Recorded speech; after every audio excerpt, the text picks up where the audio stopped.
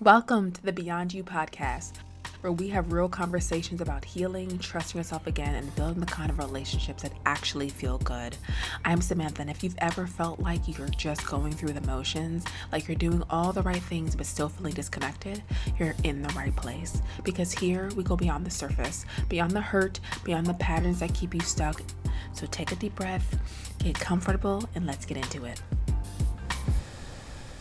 Welcome back. I'm your host, Samantha. I'm a therapist, mom, a woman healing out loud, and constantly learning what it means to come home to myself. And I thought that would make this episode a little bit more personal, so you could just hear my journey and see if you can be able to follow through on what works for you and yours. And so I want to talk about what it looks like to rebuild your life, not based on what other people expect of you, but based on what finally feels like you. So not the version you performed for, not the one you molded to survive, but the version you wake up with now, soft, steady, and free. Because lately, that's what I've been living. And I had no idea peace could feel like this. And I want to have this conversation because I think a lot of times we probably put this persona that we have it all together, and I want to let you know that it takes work to put this together. The reason why I do this work is because I've lived it. And that's why I can resonate when someone is having a difficult with changing or find themselves people pleasing, And so I want to have this conversation today because I know so many of you are in that messy, beautiful middle of figuring out who you really are beneath all the roles and expectations that you've been carrying. And sometimes that journey can feel so lonely. Like you're the only one questioning everything you thought was supposed to make you happy. But I wanted you to know that you're not alone, not even a little bit. So let's walk this path together today with gentleness and truth. Take a deep breath with me and let's dive in. You ever look back at your life and think that looked good on paper? That was me. Just looked good on paper, but there was a lot of times where it just was miserable. And understand that, yes, that was me. I had the life that society felt like you should have. Married, check. Kids, check. Business, thriving. But internally, I felt like I was managing an image that I never fully consented to. Right? And that's what I really talked about in the Permission Slip episode and Authenticity one. Because I was out here collecting achievements and checking boxes like they were somehow going to add up to fulfillment, building a life that photographed well but didn't feel good to live in. And there was a time I didn't know what I wanted. I knew what was expected, what looked right, what kept the peace, what made people say, look at her doing it all. But peace built on performance that never lasts. And for those of us who grew up as the responsible ones, the ones who held it together when everything was falling apart, the ones who learned early that our value was tied to how useful we could be to others, this hits differently. We become masters at just anticipating other people's needs, at shape-shifting to fit whatever space we're in, code switching, not just our language, but just our entire selves to match what each environment demands from us. And I remember sitting in my just beautiful apartment one evening after my boys were finally asleep, everything perfectly in place, my calendar full of the right commitments, and feeling completely just empty. Like I was a guest in my own life. And I remember not really understanding on why that was the case, because society felt like I should be okay. But understand that emptiness wasn't because I was ungrateful. It wasn't because I didn't appreciate the blessings in my life. It was because beneath all those blessings was a foundation on should instead of want, on just external validation instead of internal alignment. And I just allowed myself to just perform what people thought I should be, right? The girl who grew up in church and, was considered the good girl, right? And so for those that are navigating multiple cultural expectations, those of us balancing the values we were raised with alongside our just own desires, this journey has added layers of complexity, right? Like the fear of being seen as selfish, or just because of just culture in general, just whether Western, the concern about disconnecting from community or tradition. Like I see you in that complexity as well. But here is just some things I've learned through this process, that honoring your own authentic self isn't rejecting your roots. It's actually watering those roots with truth so they can grow into something strong and beautiful that truly expresses all of who you are. And the first step in creating a life that feels like yours is simply acknowledging when it doesn't. And I know that I knew it just wasn't, because I just didn't feel at peace within it. I felt like there was just more that was just for me. And when we acknowledge that it doesn't, it's not to beat yourself up. That's not what this is about, but to create space for something new to emerge. And so I know when I talked about in January 2025, when I first was kind of really tapping into just a podcast, I talked about, for this year, I chose the word adventure. And I wasn't talking about hiking up mountains or jumping out of planes. I talked about like quite a bit of this in my Substack, where I kind of get a little more personal with you guys. So for me, adventure looked like going to new places alone, like trying recipes I would have never made for myself before. I think I've allowed myself to acknowledge the people that I care about and just really align with my values. And so when it comes to just going to places alone, like all these matters to me because it's things I didn't get to do when I was younger. Like I know some people went to vacations and stuff. My version of vacation growing up was just visiting family in the deep parts of Virginia, or just going to see family, whether in DC and Maryland. We never really went anywhere. So the fact that I'm allowing myself to go outside my comfort zone and go on adventures and trying different things, and even, taking my mother along with me, is new for me. And it allows me to really step into just being me, right?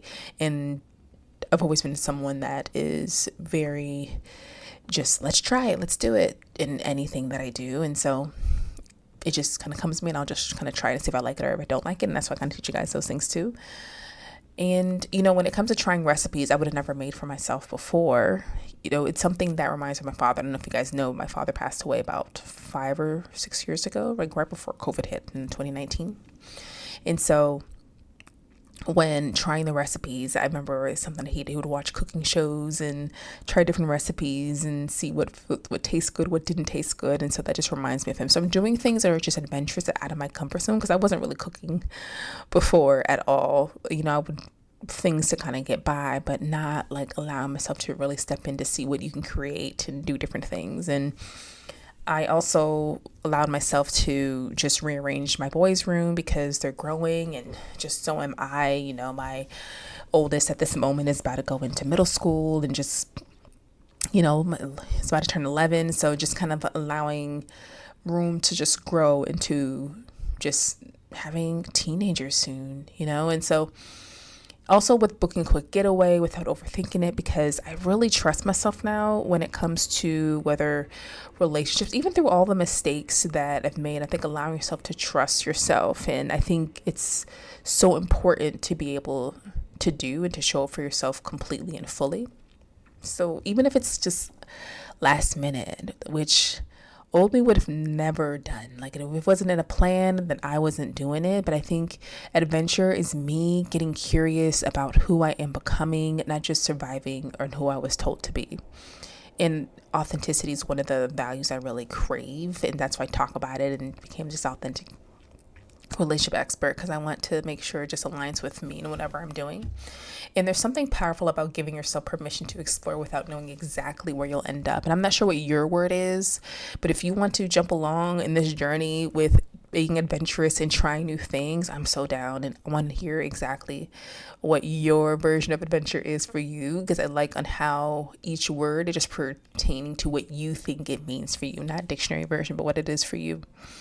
And so I want to be able to, for me to make choices based on curiosity rather than certainty.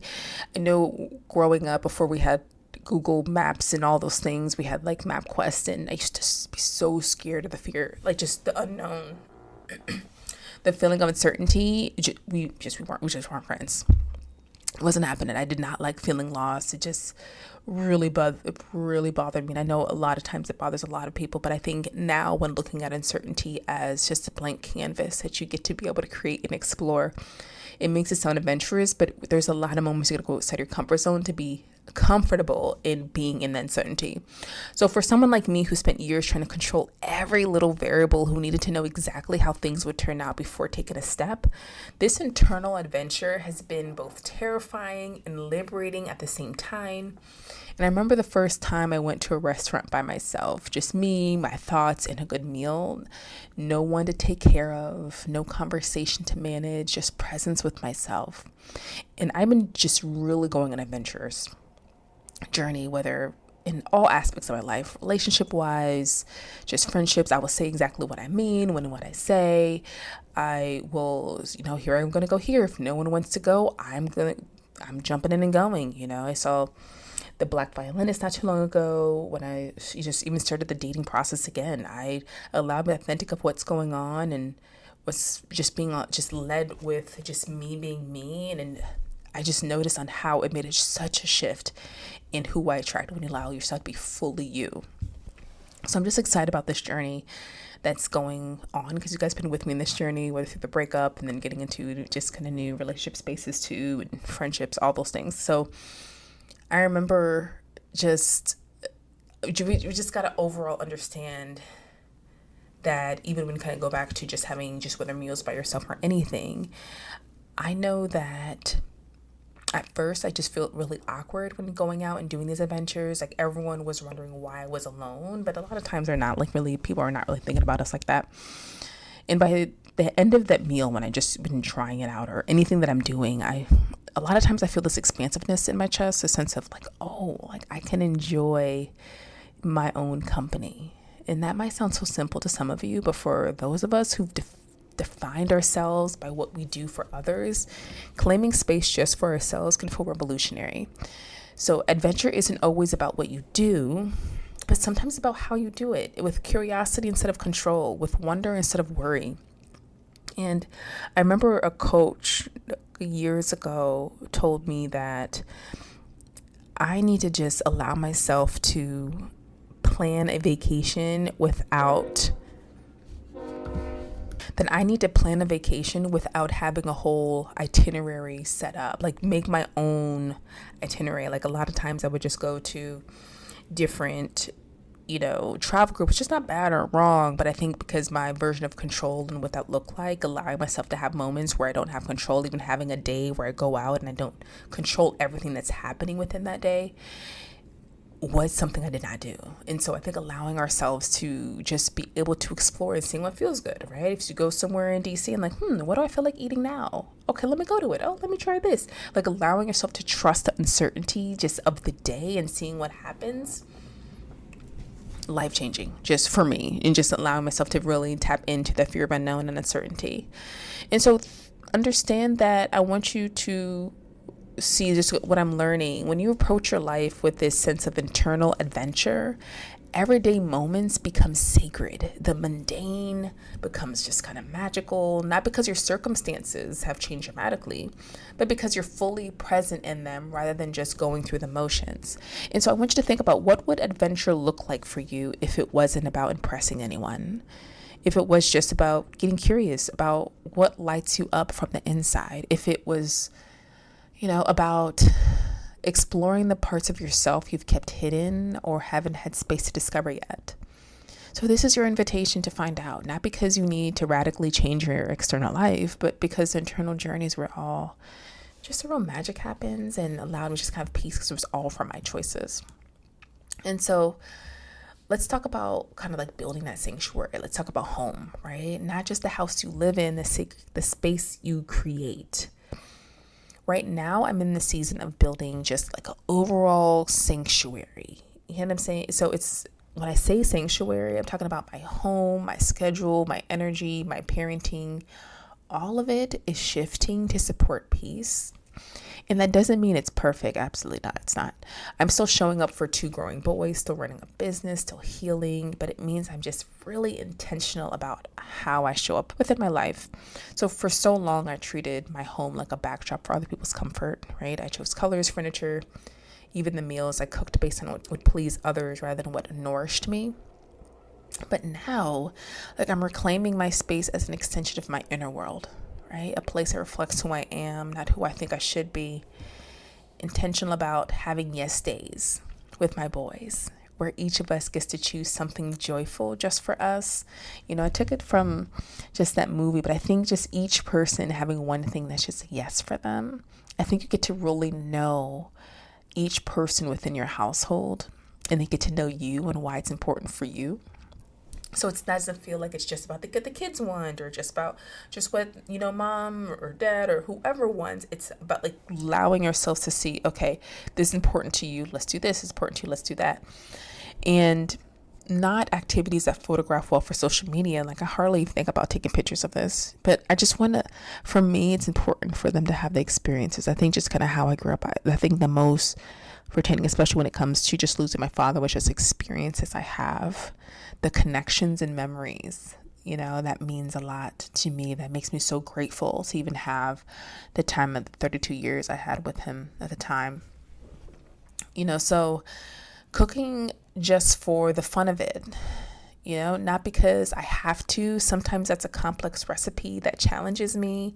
And sometimes it's breakfast for dinner because that's what sounds good and just would taste good at that moment.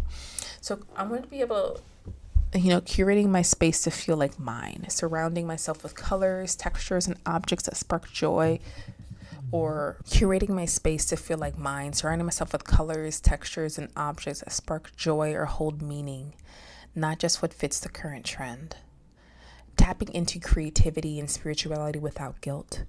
Making time for the practices that feed just who I am, and even when they don't seem productive or conventional standards, So for those of us who've been conditioned to believe that taking care of ourselves is selfish, that putting our needs on the list is somehow taking from others, understand that this process of creating sanctuary requires unlearning some deep programming.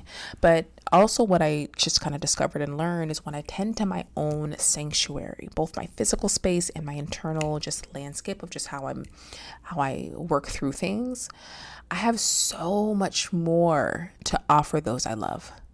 Not from a place of depletion or obligation, but from a place of genuine just abundance. And I've been really just kind of allowing my individuals I work with to really explore just the feeling of abundance when you just know that things are just going to be okay.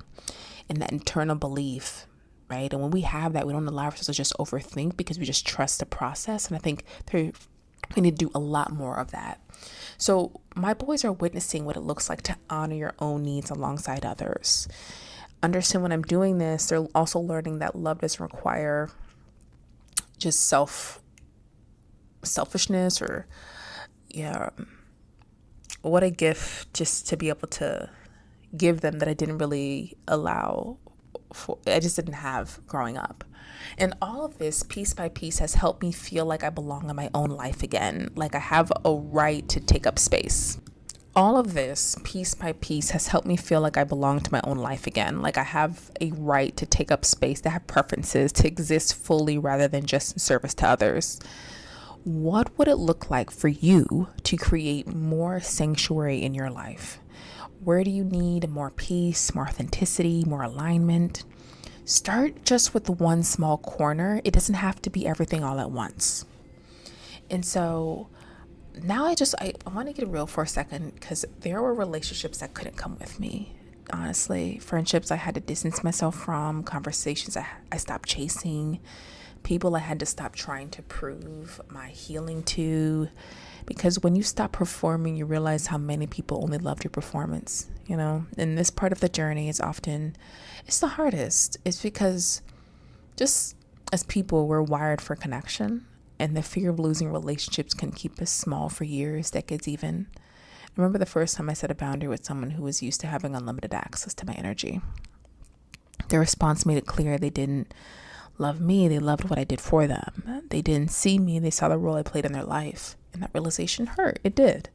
It still does sometimes, but it also freed me to invest more deeply in relationships built on mutual seeing, mutual growth, and mutual respect, But letting go doesn't mean bitterness. It means gratitude for what was, peace with what is, and openness for what's to come, And so Every relationship has served a purpose in just your journey, if you think about it. Even the ones that didn't last. Some people are meant to walk with you for a season, and some for a reason, some for a lifetime. I know that's like a cliche saying, but it's true. I think it gives a perspective that there are going to be people who are going to be in your life, and there's some that it's just for that moment, and that's okay.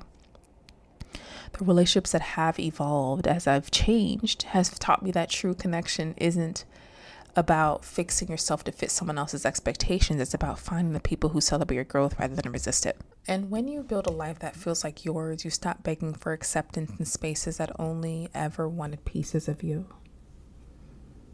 You stop trying to prove your worth to people. You stop trying to prove your worth to people committed to misunderstanding you. You stop shrinking yourself to make others comfortable with your light. You stop explaining your boundaries to people who benefited from you not having any. Instead, you pour that energy into cultivating connections that feel like sunshine, and into spaces where your full self is welcomed, into relationships where your growth is celebrated, not threatened. If you're in that messy middle right now, navigating changing relationships, setting boundaries that feel uncomfortable, grieving connections that couldn't evolve with you, I want you to know that you're not doing anything wrong. This is part of the process. This is what growth looks like, and it's worth it. The peace on the other side is worth every uncomfortable conversation, every moment of guilt, every misunderstanding, because when you're living from a place of authenticity rather than obligation, everything gets to be more real, more true, and more alive. So if you're in a season like mine, rediscovering, reclaiming, and realigning, I just want to see if you want to answer some of these gentle questions to carry with you as you go through this process. What version of me am I ready to thank and release? Maybe it's the version that always puts others first. Maybe it's the version that derives worth from productivity. Maybe it's the version that stays small to make others comfortable. Whatever it is, can you thank that version for how she protected you? And then gently let her know that you're ready for something new. Where do I feel most me, and how can I create more of that? That's the next question I want you to ask yourself. Because is it certain people who reflect your authentic self back to you? Is it specific places where you feel most alive? Or is it particular activities where you lose track of time? I want you to really think about how can you intentionally incorporate more of these elements into your life as you write these things down. What does success feel like in my body, not just my mind? Not what success looks like on paper or on social media. Not what success means according to family or culture or society, but what does success actually feel like in your body?